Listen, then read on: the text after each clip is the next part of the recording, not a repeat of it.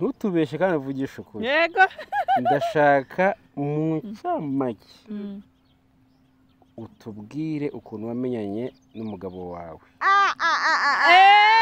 nshaka kubaza Bukuru ariko nawe nkakubaza Darlene mubibona mute ku bantu bakuze cyane bajya gushaka agashaka kana nyine kakiri gatoya buriya haba harimo urukundo ahubwo niho ruba ni ikindi kintu biba bimeze bite okay ngiye rero uko mbyumva ndaza kwifashisha umurongo wo muri Bible sibyo byiza buriya kugira abantu rusho kubyumva cyane oya ntabwo ngiye kubatuburira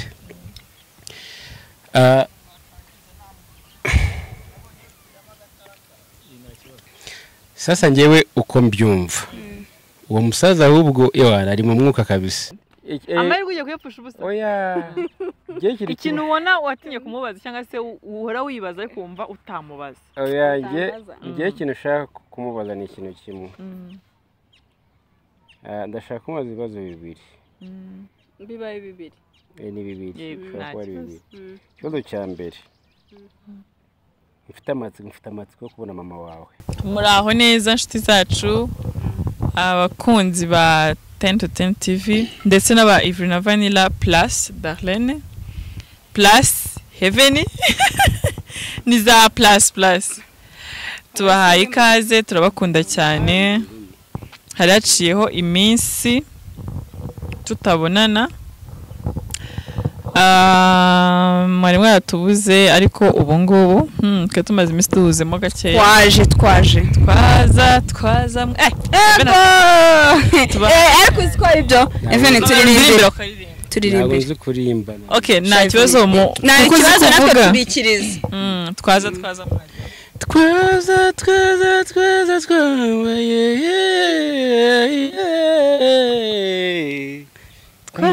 yego siko muzano nufatira muzaho mwirwa pe aririmbe hano hejuru cyane byamunaniye sha ni pepe anyways turabasuhuje cyane Have tuguhaye ikaze murakoze cyane nanjye nishimiye kuba ndi hano kuri 10 to 10 rwose nta kindi 10 to 10 TV mufite TV ntago tworoshye abantu bafite TV mu Rwanda baba bakomeye tugitangira Darlene umeze ute meze bon umeze neza cyane bwana nawe umeze gute ni muremure usiko ntari kukubona nawe umeze okay cyangwa nanjye meze neza cyane twishimiye umutumirwa wacu twagize uyu munsi yego we are blessed to host you ago urutangariza iki mbere ya byose umwaka muhire uyu mwaka 2025 uyu mwaka ni umwaka wacu yego wacu kuva mu kwa mbere kugeza mu kwa 12 ndabihanuye kugera mu kwa 12 nindi yose nayo ni yacu ariko uyu nono ni ibindi uzaba umugisha kuri twebwe so hari akabazo mfite nshaka kwibariza Bukuru Heaven hari abantu bon reka nanga urugero hari umuntu duturanye arakuze mu kuntu ni umupapa nyine ukuze kuntu nyine sasa rero yagiye gushaka naga story ngiye kuba ariko nyine ndakuramo n'ikibazo n'undi nshaka kubabaza uwo muntu yashakanye amaze gushaka abagore babiri ni umupapa nyine ukuze uri muri nko muri 60 urumva ko umuntu wakuze abo bagore bose uwo bashakanye ari mukuru yari afite imyaka 19 afite abagore bangahe babiri afite abagore wowe no mu mizirima arabyemerewe afite ku mwese mwari mwacitse afite n'abangaye barabemerewe yego bashakanye afite 19 undi babanye afite 18 ni bato nyine abana abagore be bari batoya bari batoye imyaka 60 bo oya nago nzi imyaka ariko ngereranyije ko mubona ari ukuntu nyine reba physically umuntu ukabona ko ari muri aho ngaho none yibanira afite utwana umugore mukuru amaze kugira imyaka nka 24 ndumva ari abana be ibyo bintu kintu nashaka kubaza bukuru ariko nawe nkakubaza Darlene mubibona mute ku bantu bakuze cyane bajya gashaka kana nyine kakiri gatoya buriya haba harimo urukundo ahubwo niho ni ikindi kintu biba bimeze bite okay ngiye rero uko mbyumva ndaza kwifashisha umurongo wo muri Bible sibyo byiza buriya kubyara abantu rusho kubyumva cyane oya ntabwo ngiye kubatuburira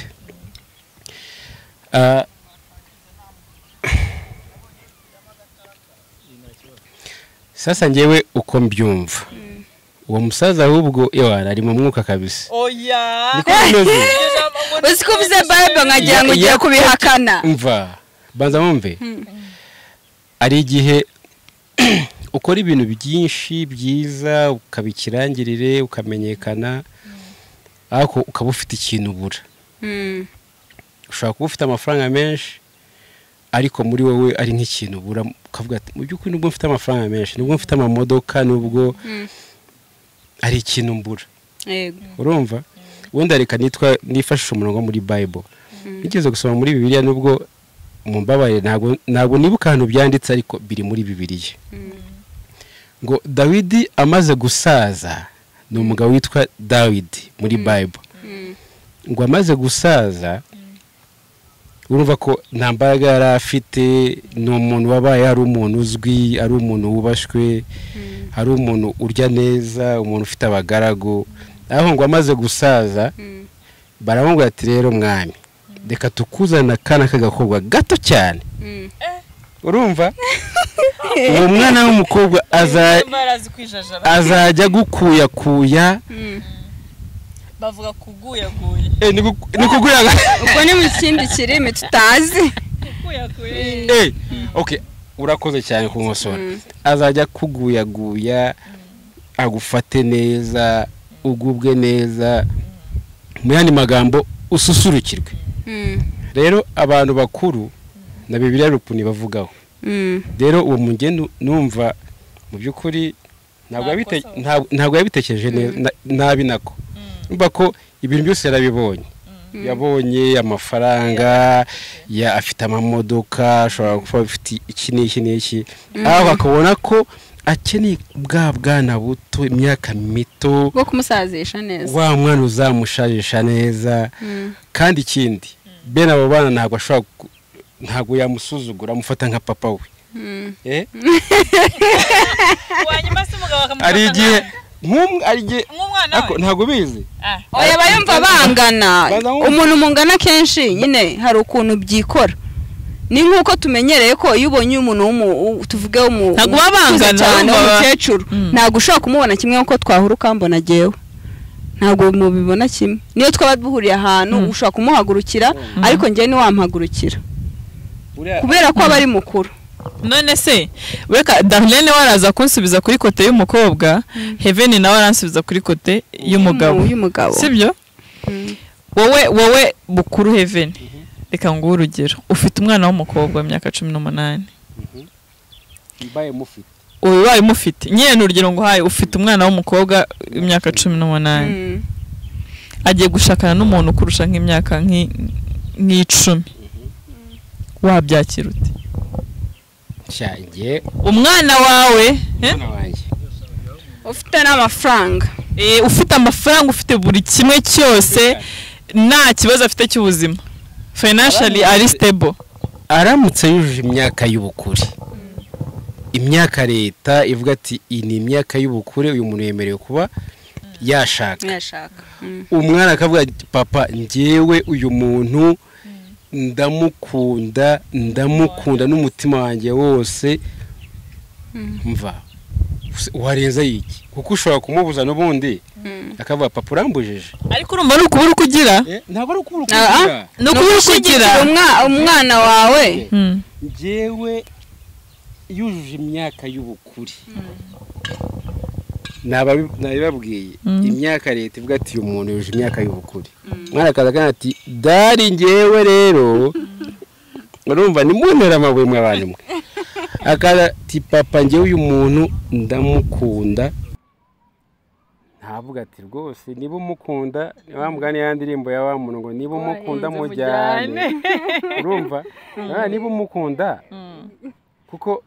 urukundo ntabwo rugira formule cyangwa se ngo ndakunda uyu ukunze umuntu nyine uramukunda rero ntabwo namubuza uburenganzira kuko n'ubundi ashobora gukunda wa wundi udafite n'amafaranga bangana ugasanga aramutesheje aramugoye ugasanga bibaye ibibazo rero namubwira ati mwana wanjye rero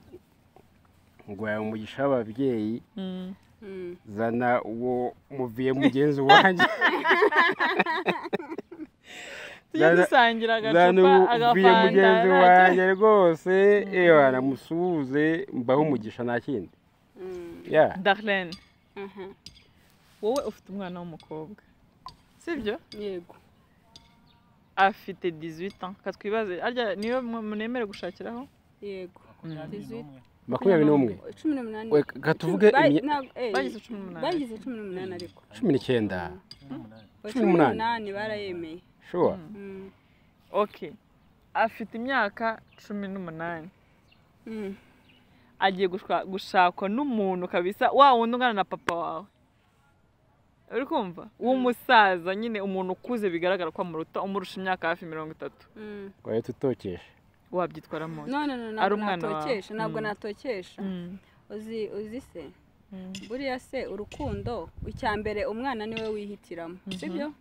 nanjye wenda nkaza kukureba nabona ari ibintu bitameze neza tukaba twaganira ariko uruhare runini aba ari urw'umwana nta kindi kibazo cy'uko wenda umugabo ngo yaba afite ngo imico mibi ariko ibyo tubireke imyaka gusa urabona ko pardon ni umuntu udafite ikibazo na kimwe ni umupapa ni uko akuze gusa kuruta umwana wawe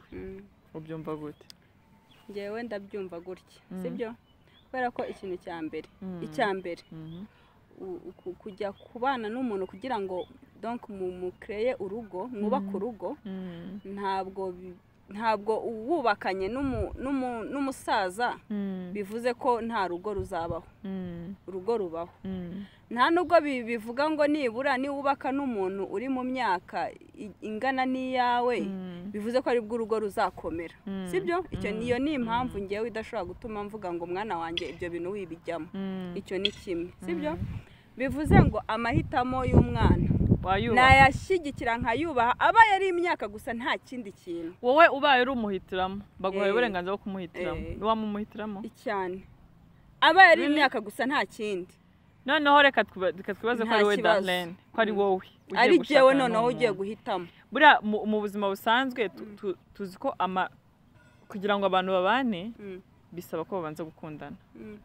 ndibaza ntibeshye sibyo niko bimeze amarangamutima yawe nk'umukobwa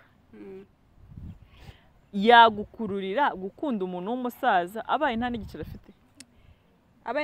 afite donc abaye afite amafaranga asanzwe utavuga ngo ni amafaranga gukuruye amarangamutima yawe urukundo rwawe rwagusunikira gukunda umuntu ungana nka papa wawe atari ukuvuga ngo tujye kureba amafaranga cyangwa se arayafite cyangwa ntayafite birashoboka none se ikintu gitera umuntu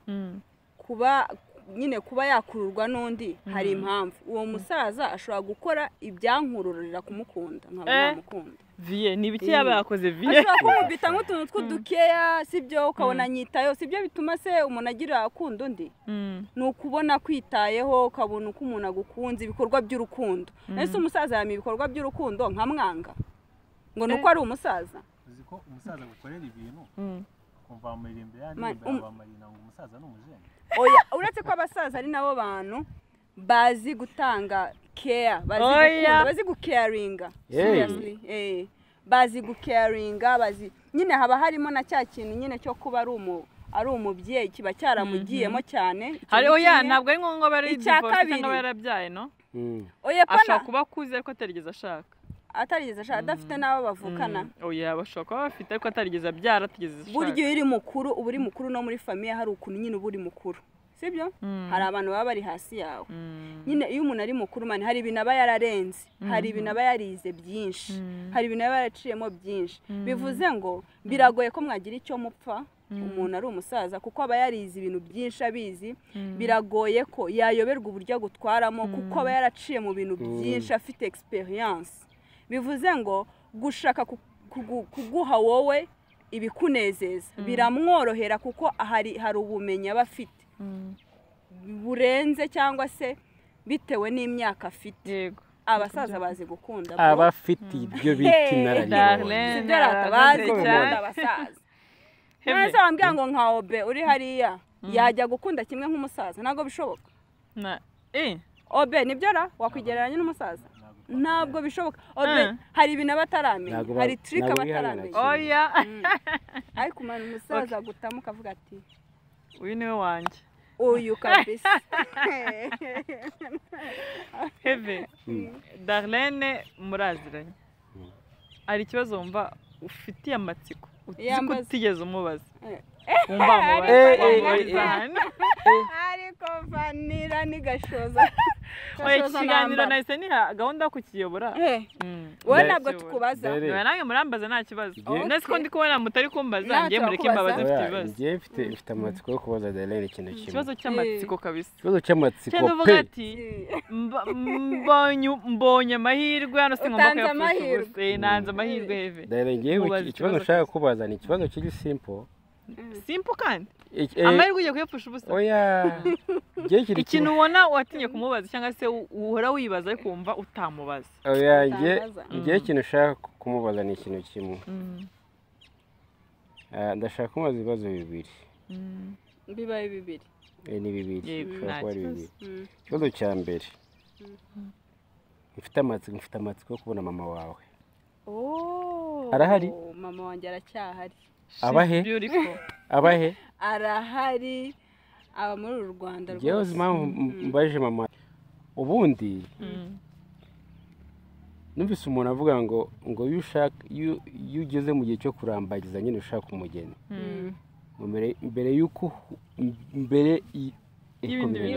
mbere ko uhura n'uwo mukobwa sibyo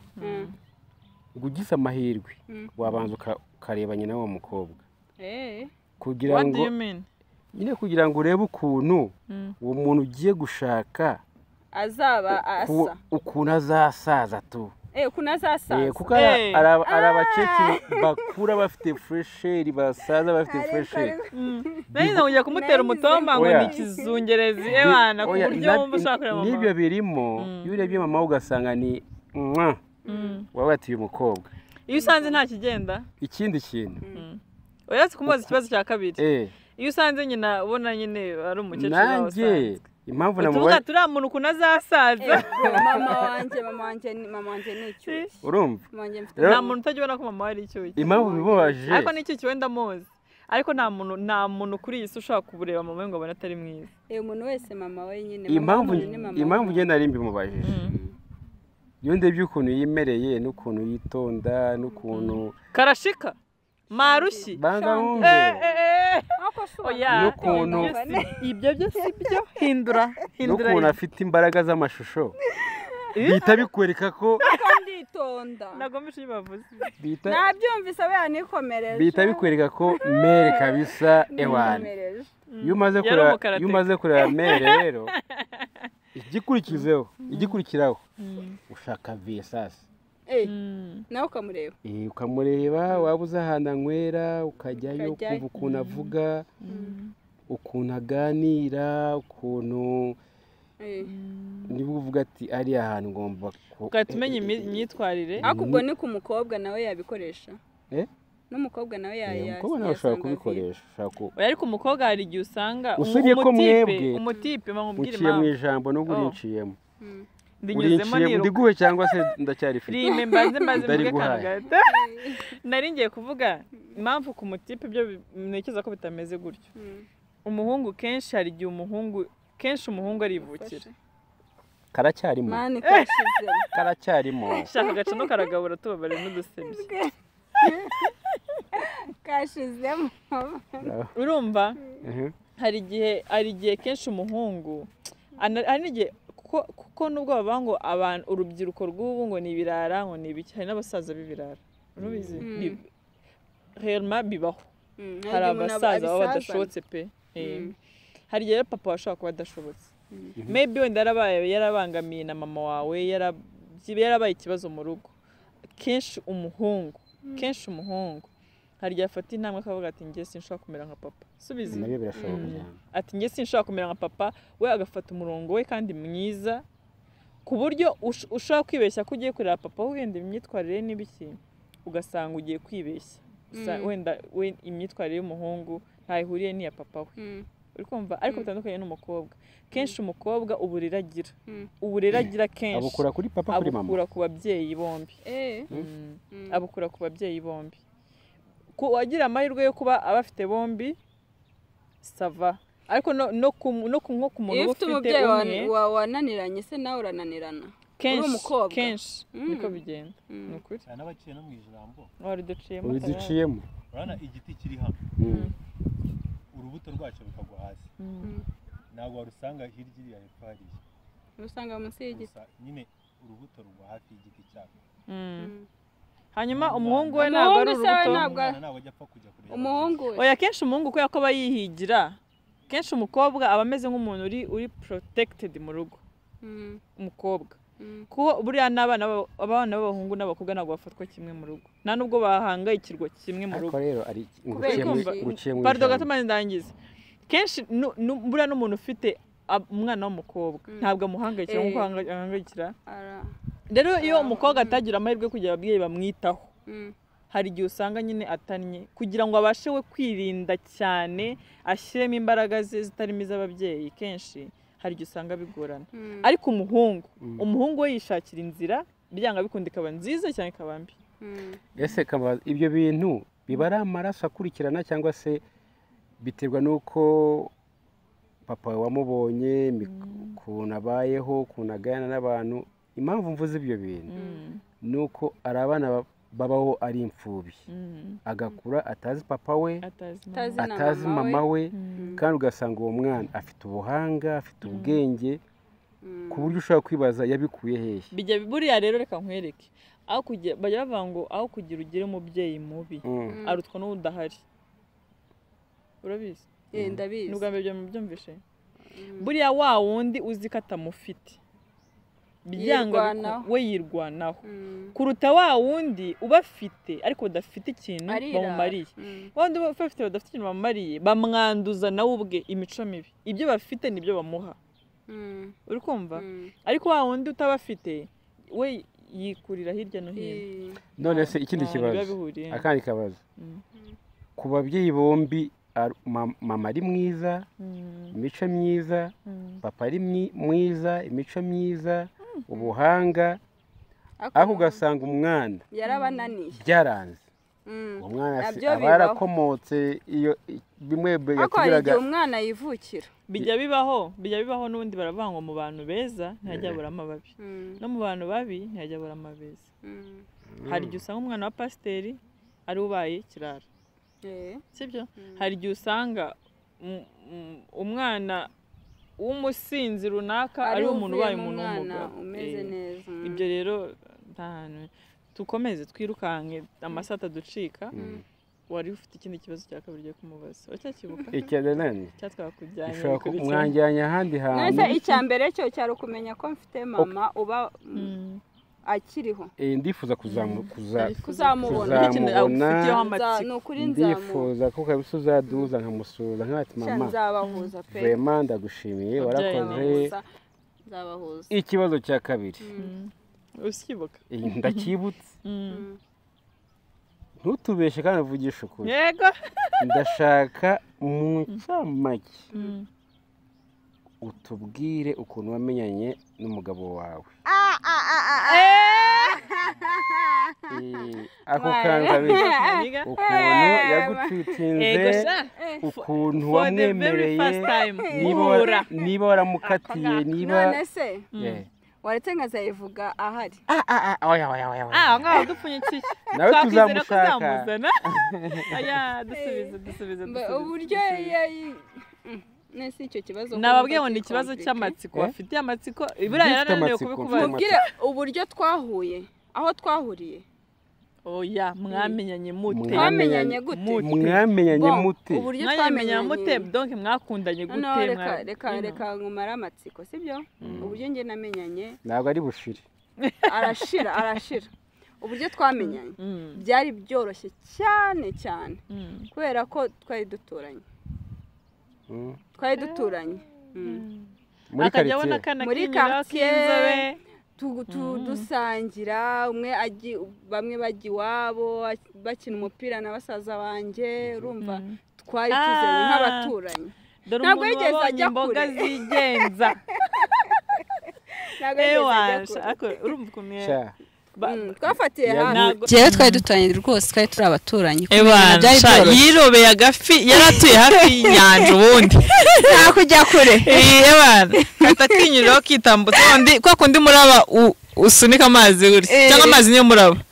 kandi azi umuyaga amazi akamera gutya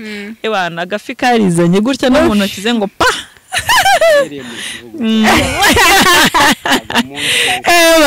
ndakurahiye nose ndakomeza iki naho twamenyaniye turamenyana nyine turakomeza turamenya uramukunze wowe turamenyana wowe byanga bikunda n'umuntu wakuze ureba sibyo noneho nyuma yo gukura umureba n'iryari watangiye kumugira feelings ukabona ko tureke wenda bangu ukabona ko ari umuntu wakorera umugabo ahubwo ukabona ko ari umuntu mwagira n'ibindi byiyumviro bitandukanye n'abandi mwana mwakinana jewe sinzi ibintu nagize amahirwe niba nabyita umugisha nagize umugisha jewe umugabo wanjye namukunze apana kwa kundi ukunda umuntu uvuga ngo uyu nguyu azambera umugabo n'ubusanzwe kwa kundi ubureba umuntu ukavuga turiya muntu ndamukunda nkunda comportement ziwe nkunda uburyo yitwara nkunda nari nsanzwe mfite icyo kintu cyo kumukunda ariko atarambwira nawe uko yiyumva ariko wowe waragize crush n'ubundi mfite crush wanjye tayari bihurirana nawe ndatungurwa ariko njye ntabwo nari nzi ko ntabwo yari kuko nari nkiri muto nakundanye nawe nkiri muto anyway ntabwo nari bwagire cya kintu cyo gutekereza ngo uyu muntu mukundiye ko azambera umugabo ahubwo we byaramworoheye guhita ngiye mvuga yes kuko nayo nsanzwe hari ukuntu gufata kumbi nawe hari ukuntu yiyumvaga ariko njye uko kuntu niyumvaga ntabwo yari ya level yo kumva ko yambera umugabo ahubwo ukuntu niyumvaga byoroheje kuba nahita mvuga yes ntamuruhije ninje gatoya ngiye kukwinjirira uyangane ninje gatoya kandi wanyinjiriye byarangiye ntabwo ushaka kugeramo imbere ariko none ikiganiro ndabona ndi ku marembo y'ijuru kigiye kumpindukiriraho igihe nese ko reve nawe uri kumbaza byageze kuri wowe wamuhaye uburenganzira kuvuga nanjye ugomba kubunyishyura nyishyura uburenganzira niwe rizebe ni ukuvuga ngo igihe wowe watangiriye kumva hari ukuntu byari ryari mwe mumaragiye kingana reka ngusetse muziranye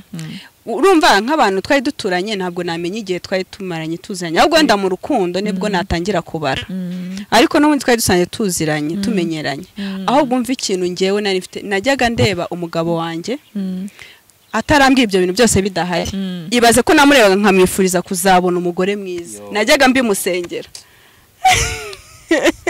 yes umugabo wa David atabizi nawe najyaga muri amafata imana uriya muntu uzamuha umugore mwiza kubera ukuntu wabonaga ari umuntu muzima kubera ukuntu namubonaga kubera ukuntu namurebaga yes birangije bimpindukiriraho interesting iyo wifurije ikintu cyiza icyo kintu mva mwagaragaje gukora kw'Imana kugarukira pe yes wamwifurije ibintu byiza Imana iravuga ati ibyo bintu namwifurije reka ngire gutya mbemuhe none se iki ndakikubaza gahora gahora cyane ari bubyumve gahora cyane ikirere kiri guhinduka gahora cyane ntabwo ndi busakuze cyane muri icyo gihe hariho mikoro ariko iriho ariko ntabwo ivuga ndayizimye muri icyo gihe na kati gasore mwakundanye mu gihe mwari muziranye n'abagabo wawe ariko ubwo rero nguvuze gahoro mvuze gahoro cyane uvuze gahoro ego ko sinovugira hejuru wavugiye hejuru byarangiye ako kantu ndumva mfite amatsiko ariko mwanza mwanziye pe ibintu ni amahoro si ngombwa ko mwenda mwakigiye mwe mwatandukanye urumva ni umuntu mwabaga muri quartier imwe muturanye ngewe rero reka nkwereke sibyo hari igihe ushaka kwigira undi mutipe mukundana nawe ari aho ngaho nyine ari aho ariko mudakundana we ari aho ngaho noneho ngewe niba muri akavuga ati shaka agasore my future wife niba hari ikintu mba numva ndi proud niyo nyitekerejeho mba numva mba numva naragize nk'iki se nk'amahirwe mu buzima ntabwo byaje nta muntu niwe muntu wa mbere nigiyeho ibintu byo gukundana babyita première bureau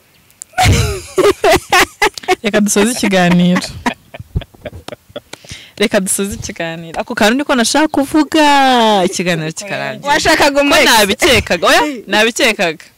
ko nkurikije umuntu ukuntu uba warakundanye n'umuntu sibyo nta kuntu umuntu mwaturana mukiri batoya mugiye ku rwego rwo gukundana byanga bikunda iyo utari umuntu wari kirara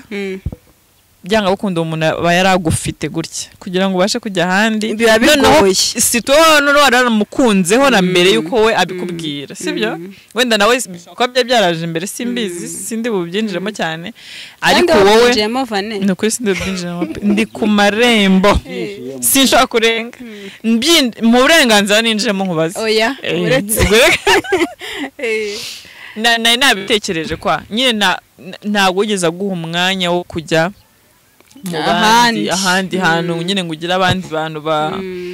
wamenye ubwenge ko Emma yarakwirereye yari yirereye yanze ko njya kwirebera hanze uko biba bimeze nkabaze mani ikiganiro tugisoze rekeraho kubaza nkabaze oya ntabwo ndi bukigusubize tuzakore pati reka tuzakore pati tu reka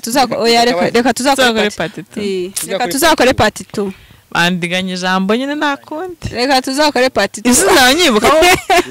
ifirime ifite yo kukibaza ubu ndanyibuka reka tuzakore pati tu baranjimije nakundi anyway guys mwakoze kudukurikira turabashimiye cyane tugira ngo twibutse abantu batakora subscribe kuri 10 to 10 TV ndetse no kuri Ivry na Vanilla plus Darlene na Heaven ubu hari hafi aho ngaho ebana God bless you mukore ahora mu marido ubundi urumva turabashimiye abayikoze n'abatarayikora muyikore like comment and share Imana bamugisha ebana Heaven ariko nubwo twamutumiye ntago twize tumuha umwanya wo kutubwira ukuntu yiyumva neza ubutane tugutumira mikro zose zawe ziteretse gutya yewana ngiye ubutane muzambaze na kari murori uriteguye kubazwa ibibazo bya Vanilla ako kantu ubundi n'ubwiro karahishwe ako kantu kari murori karagacyo ubundi akari murori tuzatangira ukabaza nari ngiye kubaza Darlene gakeya nzaza mvuga gake icyo gihe none dukurikizeho akari murori twibaza akari murori nakahe gusa ndabashimiye ko mwantumiye hano kuri 10 to 10 naye ndakangurira abakunzi ba 10 to 10 gukora subscribe TV ese kuri rero ndimo kugupfobya ariko TV abantu bafite TV baba bakomeye TV ikindi mujye kwa Vanilla na Ivry mufyonde ejo bundi buje Chameleone yana baserebra nawe wakwishima kameme rero murakoze abantu sasa rero ndagira ngo mbahe aga challenge abantu bakurikira 10 to 10 mbese ndetse na Ivry na Vanilla murifuza ko kuri Ivry na Vanilla twongeraho plus umuntu runaka muraza kutubwira muri comment mutubwire no wari we tukongera akamenyetso ka plus umuntu runaka muratubwira uwo mwifuza hagati y'abo bantu babiri murakoze cyane turabashimiye mukomeze kugira ibihe byiza ciao ciao turabacingurukiye turabakengurukiye turabakengurukiye ariko nzi ikirundi cyaraje